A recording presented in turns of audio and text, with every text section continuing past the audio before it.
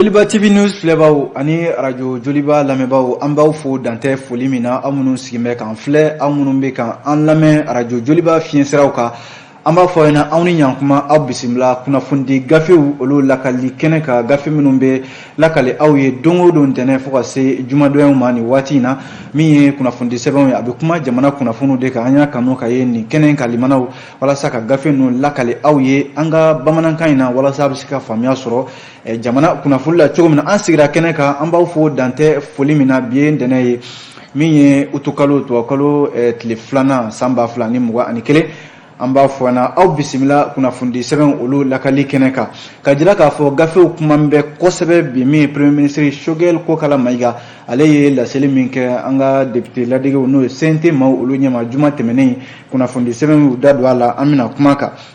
ka taa se fana ni jateminɛ kɛ a jala k'a fɔ miliyari 2,000 ani kɔ Choguel y'i da don de la ko de bɛna ale mago b'o de la walasa kalo tɔ min tora cɛmancɛ fanga ye ka baara kɛ ni o ye kunnafoni sɛbɛn kɛmɛ ka ɲininkali boloda ko yalima ni nafolo in a bɛna sɔrɔ cogo di an bɛna an da don a la sisan kunnafoni sɛbɛnw kumana mun wɛrɛ kan limanaw a jala k'a fɔ min ye maliden minnu bɛ kɔ kan ni u bɛ ɲɔgɔn sɔrɔ tɔn kɔnɔna la ko conseil des maliens lectureurs o ɲɛmaaba Abibu Sila limanaw ko jɛn kɛntɛ ni ale toli a ɲɛmaya la bi sabu ko a bɛ jɔyɔrɔ min na bi jɔyɔrɔ in a tɛ sariya kɔnɔna la limanaw kunnafoni sɛbɛnw y'u da don a jala k'a fɔ lakanabaliya ɲɔgɔn don Mali fan caman fɛ kɛrɛnkɛrɛnnen la Segu mara la duguncinin dɔ bɛ yen n'u k'a ma ko Jɔnkɛbu limanaw jadisiw kɛlen don ka yen kɛ u dagayɔrɔ ye maa tɛ don maa tɛ bɔ a jala k'a fɔ kɔsan yɛrɛ la maa dɔw ni bɔnɛna a ko siratigɛ la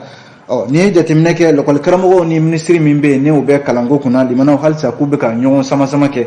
minisiri kɔni y'a jira k'a fɔ u bɛna fɛɛrɛ dɔw tigɛ joona yɛrɛ walasa san laban ɲɔgɔnda u kana se ka bɔ a dɔgɔkɔrɔ nin de ye kunnafoni kumabaw ye limanaw kunnafoni sɛbɛnw y'u da don minnu na an bɛna minnu walawala kunnafoni sɛbɛnw kumana kunnafoni wɛrɛw kan an bɛna an da don minnu fana na an b'a daminɛ ni faso ka fasidi sɛbɛn lesɔri limanaw ale ja fɔlɔ yɛrɛ la Choguel Kokala Mayiga ale de jaabi fasidi sɛbɛn kan limanaw dɔwɛrɛ tɛ o min ye a bɛ fɔ min ma ko plan d'action du gouvernement ni o ye gouvernement ka kuntilenna o bɛ fɛ ka baara kɛ ni kuntilenna minnu ye waati kɛrɛnkɛrɛnnen tɔ min b'u bolo sira minnu bɛ yen ani gouvernement kan ka taa ni sira minnu ye gouvernement miirina mun ye transition tɔ la limanaw Choguel Kokala Mayiga kun bɛ conseil national de transition cɛbaw ɲɛma juma tɛmɛnen na walasa ka se ka ɲɛfɔli kɛ baara ninnu na limanaw lesɔr ka fɔ la premier ministre Choguel Kokala Mayiga juma tɛmɛnen a ye kuntilenna min di ni gouvernement yɛrɛ ka kuntilenna y'o ye a y'a jira k'a fɔ min ye jamana yɛrɛ ye limanaw ka jamana sɛgɛsɛgɛ ka a tɛntɛn min ye ɲɔ kumabaw ye k'olu bila sanfɛ minnu ye fitininw ye k'olu jigi d'u ma k'a tɛntɛn walasa jamana yɛrɛ bɛ se ka basigi cogo min na a jala k'a fɔ Mali limanaw bana min b'a la ka se ka bana in furakɛ o de la sa fɛɛrɛ min sɔrɔla o la a jala k'a fɔ bana min b'an ka bi limanaw o dɔ ye lakanabaliya ye bana min b'an ka bi o ye politiki ko gɛlɛya ni jamanadenw yɛrɛ ka don da kelen fɛ ka bɔ da kelen fɛ o fana b'a la ka taa se limanaw fɛn caman ma ne ye jateminɛ kɛ Choguel Kokala Mayiga a ko walasa ka nin baara in bɛɛ lajɛlen kɛ ko mago bɛ jɔ nafolo la nafolo min n'o bɛ t'i jɔ a ka ca miliyari 2,000 ye gouvernement ɲɛmaa y'a jira k'a fɔ o de mago bɛna jɔ o de la walasa limanaw ka se ka nin baara ninnu kɛ n'an ko an bɛ kunnafoni walawala limanaw lesɔr ka ɲɛfɔliw la dɔwɛrɛ tɛ o n'i ye jateminɛ kɛ Choguel Kokala Mayiga a kɛlen ka i yɛrɛ sɔrɔ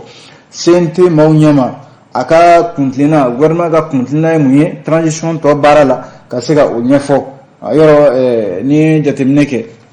plan d'action min ye nin gafe in tɔgɔ de y'o ye a jarala k'a fɔ a kuntilennaw n'i ye a ta k'a lajɛ limanaw charte yɛrɛ ni o ye gafeba ye transition bɛ ka baara kɛ ni min ye ale bɛ yamaruya min di yɔrɔ ni transition yɛrɛ tɔ lajɛ a tɔ tɛ kalo 5 kalo 6 a bɛ taa o de la Choguel a ye laseli minnu kɛ k'a jira k'a fɔ kalo 6 tɔ in na jamana faamaw limanaw bɛ fɛ jamana fantan ani 4 bɛɛ lajɛlen fɛɛrɛ o fɛɛrɛ bɛ se ka tigɛ jamanadenw ka laɲini kɔnɔna la walasa fangaw ka fara ɲɔgɔn kan jamanaden cɛ ani muso bɛɛ lajɛlen bɛ se ka fara Choguel Kokala Mayiga ka cogo min na limanaw walasa baara min na a y'a ɲɛfɔ CNT maaw ɲɛma baara in bɛ se ka kɛ baara sabatilen ye cogo min na limanaw yɔrɔ bɛɛ lajɛlen ko bi ko Mali kura malikura ka jɔ o de ye bɛɛ fɛla ye bi nka malikura in limanaw a tɛ se ka jɔ fiyewu fo lakana ka sabati a tɛ se ka jɔ fiyewu fo kalata ɲuman o ka boloda a tɛ se ka jɔ fiyewu fo bɛɛ ka da la k'a fɔ limanaw Choguel Kokala Mayiga ye kuma min fɔ ni o de ye ka se ka jamana dɛmɛ limanaw banbanci wale min ni o bɛ an ka jamana kɔrɔnfɛla n'a cɛmancɛ ni bɛɛ ma fara faamaw kan limanaw faamaw kelen tɛna se ka baara in kɛ lesɔrɔ ka kuma don dɛ limanaw a ko gɛlɛya min bɛ an kan bi n'i ye jateminɛ kɛ Mali fan caman bɛ yen bi n'i y'a sigi kɛmɛ sara min bɛ yen bi ni o tɛ an ka jamana bolo ni an sagoya tɛ o yɔrɔw la limanaw o de ka ca o dun o ye lakanabaliya nɔ ye Choguel ko baara kunfɔlɔ bɛ tali kɛ o la ni lesɔrɔ yɛrɛ kelen don ka ɲininkali kɛ a ko ni bɛn limanaw ni bɛn ma se ka kɛ ni maramafɛnw dali ye a ko bɛn yɔrɔ maa caman da donna la dialogue national inclusive min kɛra janvier kalo n k'a fɔ décembre kalo san 2019 baatiw yɛrɛ o ban waatiw jamanaden caman ye ɲɔgɔn sɔrɔ ko ni bamanjimaw tɛ se ka marifa bila ko an tɛ sigi ka kuma ɲini ni bamanci wale gɛlɛn ninnu ye minnu ye ɲɛmaw ye an ka jamana kɔnɔna la o kuma fɔra Yadi Agali b'o la Amadu Kufa ninnu b'o la limanaw o fana kan ka maa bila ka i yɛrɛ ɲininka o bɛ fɛn fɛn ko fɔ o b'a jira k'a fɔ faamaw mana munumunu cogo o cogo jamanadenw de kan ka kɛ u kɔfɛ limanaw ka se ka baara ninnu kɛ o la sa limanaw ni jateminɛ kɛ jamana yɛrɛ fan bɛɛ lajɛlen lakanabaa minnu bɛ yen ni olu bɛ ka jamanadenw n'u bolofɛnw lakana a ka kan bi jamanadenw fana ka se ka tugu olu kɔ k'u dɛmɛ ni kumakan ɲuman ye ani waleya ɲuman min ye jamana faamaw ye jamana yɛrɛ bɛ se ka mara cogo min na n'o ye bonne gouvernance ye ɲuman la o fana o tɛ se ka taa fiyewu fo jamana lakanabaw olu ka jamana ta sɛbɛ la k'a lakana wa o bɛ kɛ ni mun ye limanaw mina kɛrɛnkɛrɛnnen olu ka se ka di an ka faamaw ma limanaw yɔrɔ Choguel a da donna fɛn caman na ni jamana lakana bɔra ye jamanadenw yɛrɛ foroba baarakɛlaw ka laɲiniw caman bɛ yen i n'a fɔ nin waati in na yɔrɔ UNTM Union nationale des travailleurs du Mali Choguel Kokala Mayiga maa do politiki maa jɔlen don limanaw ko a na furadama ni sisan cɛ a sera ka UNTM ka kɛlɛ min n'o tun b'a bolo o baga faga nka limanaw kɛlɛ in baga fagara a wulila ni kɛlɛ wɛrɛ ye o ye lakɔli karamɔgɔw ka laɲini ye lakɔli karamɔgɔw y'u kanto ko UNTM ye laɲini min kɛ gouvernement fɛ ko ka saraw bɛɛ lajɛlen dalakɛɲɛ kɛrɛfɛ sara n'a ɲɔgɔnnaw fɛn fɛn mana kɛ sarako la foroba cakɛlaw yɔrɔ limanaw ko ka bɛɛ lajɛlen dalakɛɲɛ si kana fusaya ni si ye lakɔli karamɔgɔw y'a jira k'a fɔ n'o kɛra olu ka hakɛ ko maga bi kɛ o la o ye article 39 ye olu fana wulen bɛ ka daba wuli bi ko u tɛna kalan kɛ wa u tɛna baara kɛ fo olu ka laɲiniw ka bila a nɔ na limanaw fo ka taa se bɛnkan sɛbɛn min ni o bolonɔ bilala Mali kɔnɔ yan accord pour la paix et la réconciliation Choguel ko sigi bɛna kɛ nin kunna hakilimaya yɛrɛ la k'a fɛsɛfɛsɛ k'a dɔn bɛnkan sɛbɛn in kɔnɔna la mun ni mun bɛ yen min o bɛ se ka falen a la limanaw ni lesɔrɔ ye nin fɔ fasiridi sɛbɛn min bɛ yen n'u k'a ma ko indépendant ale de nana ɲininkali kɛ ko yalima Choguel Kokala Mayiga a ka baara kuntilenna min ye n'u k'a ma ko plan d'action du gouvernement ko yalima miliyari 2,000 ani 50 ni ye jateminɛ yɛrɛ kɛ a bɛ sanga ni Mali ka budget de limanaw budget mana fɔ ka ban o bɛ jamana yɛrɛ ka sɔrɔ fɛn fɛn bɛ yen n'o bɛ kɛ san kɔnɔna la limanaw a bɛ sanga n'o de ye yɔrɔ Mali ka san 2021 a nafolo sɔrɔ min bɛ sɔrɔ ka baara kɛ n'a ye min bɛ musakaw ko fɔ a bɛ t'i jɔ miliyari 2,000 ani miliyɔn 808 de la o yɛrɛ la ko majɛ bɛ yen nɔ majɛ min n'o bɛ taa miliyari 652 la Choguel Kokala Mayiga premier ministre nani kanto ko ale mago bɛ miliyari 2,000 ani kɔ de la ka se ka nin baara in kɛ fasidi sɛbɛn indépendant ye i yɛrɛ ɲininka la nafolo in a bɛ bɔ min a bɛ sɔrɔ cogo di fɛɛrɛ jumɛn bɛ Choguel bolo bi limanaw ka nin baara kɛ jɔnni de ye sɛbɛnni in kɛ Mamadu Fofana kunnafonidila don indépendant la limanaw a ko tiɲɛ don Choguel Kokala Mayiga limanaw politiki maa jɔlen don an ka jamana kɔnɔ a ka fɛɛrɛw ka bon kosɛbɛ a ye baara minnu boloda a ye kuma minnu fɔ limanaw a kan ka kɛ nafolo min bɛ yen ni o kan ka don a da fɛ n'o ye PAG da ye limanaw a nafolo kasabi de ka bon kosɛbɛ ni maa min Mali wagandɛba nafolo dɔn n'o ye an ka budget national ye limanaw o bɛ t'i jɔ miliyari ba fila ani kɛmɛ seegin ani kɔ la an bɔra k'o fɔ sisan ni e ko k'e mago bɛ miliyari ba fila la limana yɔrɔ a dɔ bɛ dɔ la forokoni bɛ sɔn ka to a dogisara la fasidi sɛbɛn in ka fɔ la indépendant a ko n'i ye jateminɛ kɛ yɔrɔ Choguel a da magara nin kuma la waati min na politiki ɲɛmaa dɔw bɛ yen olu ma siga fiyewu minnu yera radio sow ni kunnafoni sira wɛrɛw kan ka jira k'a fɔ ko transition tɔ tɛ bɛrɛ ye limana kalo 18 a tɔ tɛ kalo 6 bɔ bilen walima kalo 5 ni Choguel ko k'a bɛna nin baara in kɛ limana politiki tɔn dɔw ko a tɛna se ka kɛ yɔrɔ CEDEAO yɛrɛ ka kumakan ye mun ye ko transition cɛmancɛ fanga min b'an bolo nin kalo 18 ko a kana tɛmɛ hali tile kelen o kana fara a kalo 18 kan limana an bɛ o lahalaya kɔnɔ premier ministre Choguel Kokala Mayiga filɛ ka laseli min kɛ nin ye CNT maaw ɲɛma a bɛ maa caman bila ka i yɛrɛ ɲininka nafolo yɛrɛ tɛ nka Choguel a y'i da don baaraba dɔw fana na o bɛ tali kɛ Assise nationale de la refondation n'u k'a ma ko ANR ka taa se o fana bɛ kɛ sababu ye limanaw gɛlɛya fɛn fɛn bɛ an ka jamana kɔnɔna la limanaw ka se ka bɛɛ lajɛlen ka se ka faamuya sɔrɔ o la o Assise senfɛ a da donna fana an ka jamanaden minnu bɛ yen ni olu wulila ka bɔ u sigiyɔrɔw la gɛlɛya ma n'u k'a ma ko réfugiés ani fɛn caman minnu bɛ yen ni gɛlɛya ye olu sɔrɔ limanaw yɔrɔ a fɔra Choguel y'a jira k'a fɔ ko olu na sigi u sigiyɔrɔw la ni maa min dun bɛ nin jamana an bɛ waati min na ko sisan an bɛ samiya min kɔnɔna la limanaw o fana baara ko gɛlɛya bɛ se ka don o la wa hali u segili u sigiyɔrɔ la limanaw a tɛ taa nafolobɔ kɔ a tɛ taa minɛn kɛrɛnkɛrɛnnen kɔ ka bila bolo kan walasa ninnu bɛ se ka sigi u sigiyɔrɔw la cogo min na limanaw Mamadu Fofana a ka fasiri kɔnɔna la a y'a jira k'a fɔ ko Choguel kɔni da donna fɛn bɛɛ lajɛlen la nka fɛn min bɛ yen n'ale yɛrɛ ye jateminɛ kɛ ni premier ministre ma i sinsin o kan o ye yuruguyurugu kɛlɛli ye yuruguyurugu dun n'i y'a jateminɛ n'i ko k'i bɛ jamana kura jɔ n'i ko i bɛ Mali kura jɔ limanaw ko fo dossier belebeleba minnu b'an ka jamana kɔnɔ i n'a fɔ avion présidentiel min ni o sanna jamanakuntigi ka avion min bɛ tali kɛ Ibrahim Bokar Keita ale ka avion min sanna ni da kelen ma don a la yɔrɔ dɔw yɛrɛ y'a jira k'a fɔ ko avion in hali a bɛ entretien minnu bɛ k'a la o nafolo dɔw de bɛ fara o kan dɔw bɛ u ta ɲini o kan n'u k'a ma ko surfacturation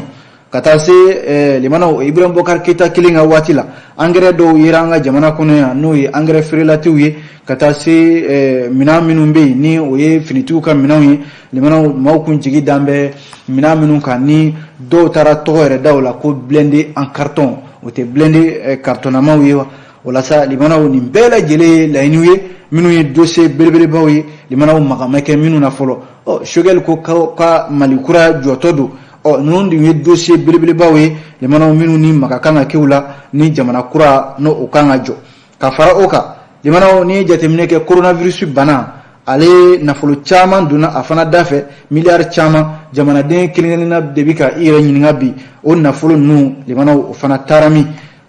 min ye fasidi sɛbɛn ye a ko dakuruɲɛ kelen na premier ministre Choguel Kokala Mayiga tiɲɛ don hakilila min b'a la nin ye hakilila in ɲɛtaa don nka limanaw ɲininkali ye mun ye o ye programme d'action gouvernementale min ni a bolodali filɛ Choguel Kokala Mayiga fɛ a bɛna kɛ transition tɔ min ni o tɛ kalo damadɔ de don limanaw a bɛna se ka kɛ o kɔnɔna la wa don tɔw ani waleya tɔw de bɛna se ka o yira an na fasiri ye nin ye limanaw an ye nin bɔ indépendant de kɔnɔ bi sɔgɔmada in na aw bonya bi kunnafoni la n'an tora ale indépendant kelen in kɔnɔna la limanaw indépendant y'a jira k'a fɔ l'école karamɔgɔw ni jamana faamaw kɛrɛnkɛrɛnnenya la minisiriso min bɛ kalanko kunna ko halisa u tɛ ka ɲɔgɔn ye kuntilennaw la o de la minisiri min bɛ an ka jamana kalanko kunna ale ye wele bila kɛrɛnkɛrɛnnenya la an ka kalanso minnu bɛ yen n'o ye directeur d'académie d'enseignement ye ka wele bila ma k'u ka fɛɛrɛw tigɛ joona kabi an b'an kumana walasa ɲinan kalanko bɛ se ka kisi cogo min na yɔrɔ syndicat minnu bɛ yen ni u ko ma ko syndicat signataire du 15 octobre olu kalenkan ye ko fo u ka hakɛw ka di u ma n'o tɛ olu kɛtɔ tɛ ka kalan kɛ wa san laban ɲɔgɔndaw limanaw u n'a bɛɛ lajɛlen buruja u tɛna ye a kɛnɛ si kan n'i dun ye jateminɛ kɛ san laban ɲɔgɔndaw daminɛna ka ban o la an bɛ o lahalaya kɔnɔ waati min na minisiri min bɛ yen ni ale bɛ kalanko kunna madame Sidibe Dede Usman ale de ye wele bila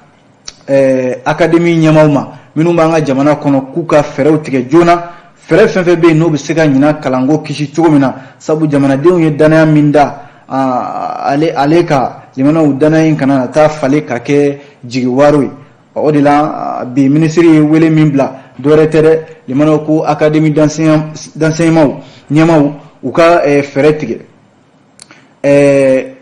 lakɔli karamɔgɔ minnu bɛ yen ni olu bɛ sɛgɛnlafiɲɛ bɔ la n'o ye retraités ye u ka wele bila u ma fɛn fɛn bɛ yen k'o bɛ se ka ye kalanko in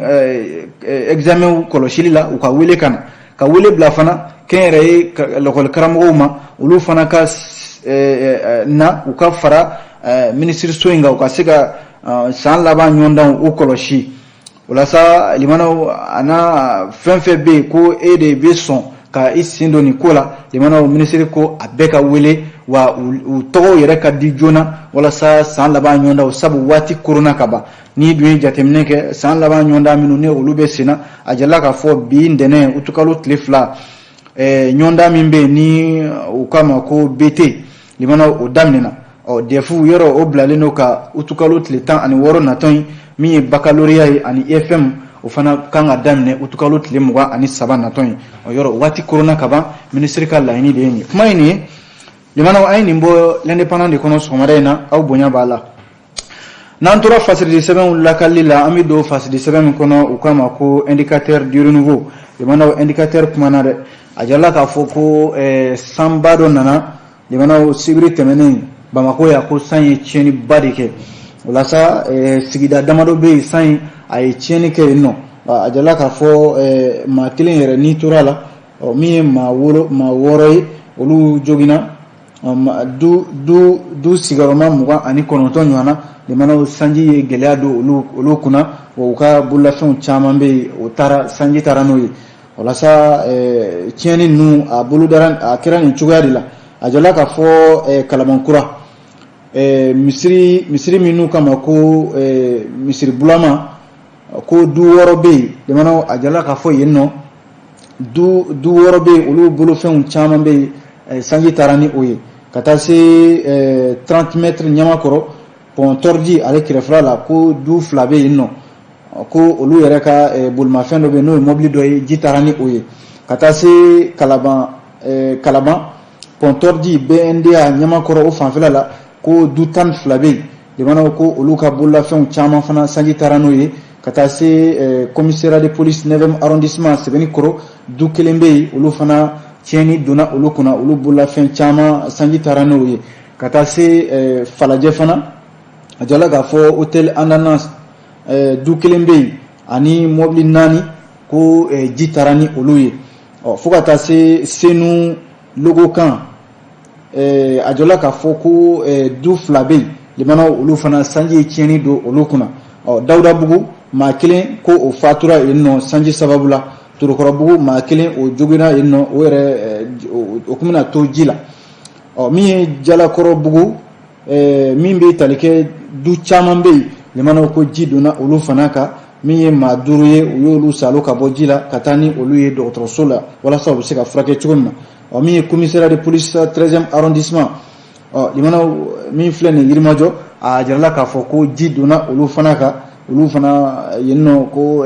bololamini caman tiɲɛna yen nɔ ka taa se Kabala du 4 bɛ yen nɔ ko ji donna olu fana kan limanaw indicateur de renouveau ka fɔ la ni nin bɛɛ lajɛlen fara ɲɔgɔn kan a bɛ t'i jɔ du 29 de la ji donna olu kunna maaw bolila ka minnu sɛgɛrɛ walasa u bɛ se ka kisi cogo min na fo ka taa se maa 6 olu jogina maa 1 o ni tora la mobili 5 ji taara ni olu ye fasiri l'indicateur du renouveau ale de y'a fɔ limanaw ale indicateur kelen in kɔnɔna la ko maliden minnu bɛ jamana kɔ kan u bɛ ɲɔgɔn sɔrɔ tɔnba min kɔnɔna la n'u k'a ma ko conseil des maliens de l'extérieur limanaw ɲɛmaa min bɛ yen bi ni o lakodɔnnen don o ye Abibu Sila ye a jala k'a fɔ bi Abibu Sila ko kɛlɛ b'a ni a ka malidenw bɛ ɲɔgɔn sɔrɔ tɔn min kɔnɔna la n'o sigilen don Gabon n'o ye bureau du conseil des maliens de Gabon ye Komaga o ɲɛmaaba limanaw o de wuli bɛ yɛrɛ ka ko in ta ka taa n'a ye sariyatigiw ɲɛkɔrɔ a kɛlen don ka avocat dɔ yɛrɛ ta n'o ye maître Sylvie Bekanga ye o yɛrɛ o bɛ Gabon baro di Gabon la o ye tribunal wula ka se tribunal ma walasa abibi sila limana ko akana sega hal ni kalata be ke ka nyema sugandi au conseil des maliens lectureurs togola ale kana ke kalata lay wa ayre limana shara shite bi mimi sega afoko absega au conseil des maliens lectureurs nyema yake sabu limana bi abibi sila ko gabon ka halala dendu o seben de ba bolo abfamima ko nationalité gabonaise ni ibe nyamaya mina malidenw de ka nyamaya do n'a fɔra ko jamana wɛrɛ sɛbɛn bɛ taa i bolo sabu ko sɛgɛsɛgɛliw kɛra kabi san 1998 waatiw la abibu sila ko a ye carte d'identité nationale Gabon o b'a bolo wa wolo sɛbɛn min n'o bɛ Gabon wolo sɛbɛn kɔfɛ o fana b'a bolo limanaw ani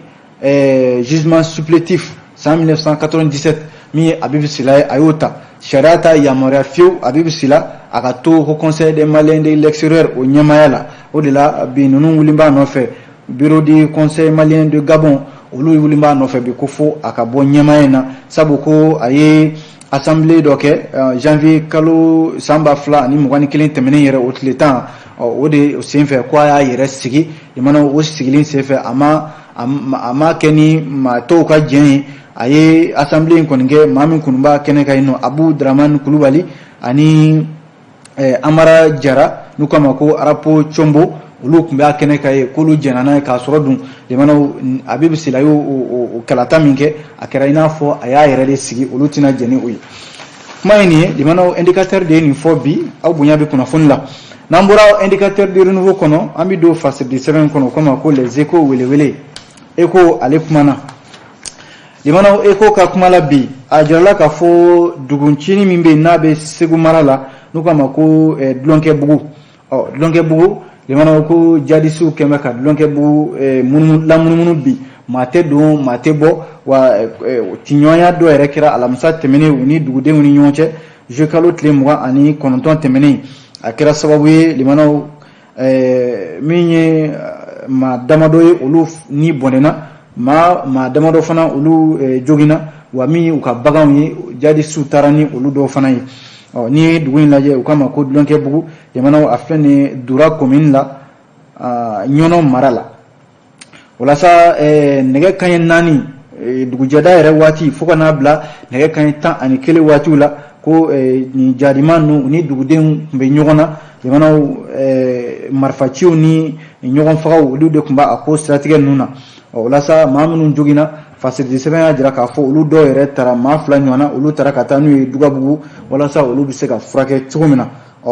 facilité seben ya jira ka fo ale kolmi kuna funi sebe watimna o ya soro dugude do be limana ulu be yere nyini hukum konnala ube utombe dugu konnala limana usta yere buluma bele jile tanika sigi o bombe akola nantura facilité seben kilin kono limana anga jamana kuntigi no ye colonel Asmi Goitay kwa wale nyuma doke siga soka o feyeno mimbi talike aka cabinet mimbi ni limana o mau inafo mimbi talike aka ladilike la jonjo do benu colonel Asamba Jalwe limana olu tara nyena ani gana dugu konnala limana o kata jibonto o damado ko di o sigdala mawma yeno ajala ka fo ali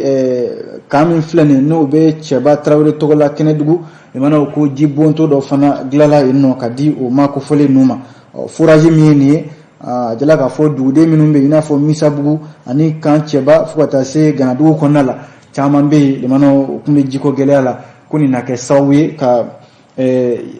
nisoja bla uluka bara konala ajala ka fo jibonto mieni ni ya sin abta metric keme ani muga nyona de la wa bela jele pano minu no be etli samaka ji samaka na di mauma ajala ka fo limana bara min kele ni colonel Asmi Goita fe jamana kuntigi abido hukumu konala o de ay laydu ta jamana de mana ke yoro imma go be mina no ye jini baloni anyona wi o ka seka dima isigorola mimbe etalike gouverneur mimbe sigaso sous-préfet ni meru chamani kan ni soja ira ka sangani ni waliyanyi kuna funi flade limanaw ay ni mbo les échos wele kono aw bonya bi kuna funla ami do fasiri semaine l'histoire de Bamako kono limana histoire de Bamako kumana politiko nasara la parti sadi konna la bikabina fo parti sadi Dr Umar Markoka ton limana ko aka chegele aka kele chegele do be mina o klala la niede o te dore Dr Alay Bokum limana ni mami be Dr Alay Bokum don parti sadi konna la dinante sabu ay politiki ton ke 100 ans ani duru konga balana koba anana oke je kalot le muga ani kononto temeni lettre do mini ayo ci politiki ton de uma kajira ka fo ale parti politiki mimbe no kama ko sadi ale ta afui la ble ayi kodon parti sadi la wala sa soit de Bamako ya jira ka fo ningoni wali ay mina akele ni de mano parti politiki aka chegelen kele chegelen bilbili bado de tale flene ka mi parti sadi to wala sa ayre lettre minti no Dr Alay Bokumi ako tienre la abeta ka bo politiki to en konnala nga dimana ale bara min ke to en konnala ayi gelew soro ayi nogoyaw soro nga o shita to ko politiki to en wati ko ama baraw ke wala sa malikama politiki to en kama absega jo tugomina mi Dr Alay Bokumi ako ale ka tali dimana aba don ka fo tienre la ayi bara min ke ni politiki to en nyama no ye Dr Umar Mariko ministre koro Sheikh Maro Sisugo yeye Ag Mohamed Ali Urukia Sanogo ani Bakari Buhari nuni ala mahinena Kajali Traore Sidiki Jabate nu ani Ibrahima Kebena nyona nu demana akokani nu bele jile baraka nyonfe ngale bisika min fobi parti sadi ale koni ale kele ni ki kodon ala kuna foni ne de limana uswade Bamako de ni fo amba kunche telala ni fasidi semaine nouvelle horizon limana nouvelle horizon kabako kuma odi ba kono sabu al-islamu ni nyonche limana nafura alaka qur'ane ba ale ala kuma kan ale te falin fiu limana akunde al-islamu ka do dakelen fe ka bo dakelen fe nga yoro gafi minum be ni olu be seben ni al-islamia tasira abi o chama ira nouvelle horizon ya jira ka fo odi kemme sababu bi al-islamu chama fole do nyonko fana na ke sababu nyinni kala mimbe nuka mako Sheikh Yakubu Dugure limana ko kale sembo au conseil islamique asena ka sababu ke muyi ko almami do be nuka mako Ibrahima Jabi limana ko hasidi do uye hasidi jibo aleka ka sababu ke ko aka ayi kuma mun fo o majama wi o kuma dun kele limana ko conseil islamique dade oka ama communiquer ke ka fo ni majanye limana ni mamin banga jamana ndo tabulu ka chance lamia la kosebe ero ali turabu kokuma o fana fombe face de seben fe ka foko anga jamana kono la islamia do jene do ni turabu dai do ma jeni ayi o keme sawabi do ere fora nyonko limana o kobe sena watimna imam do be nuka mako Ibrahima Jabi ko tanama ko taraka ale segre are janun takabla bololo sanfe bela jile yayi o kele ko conseil islamique dade oka mi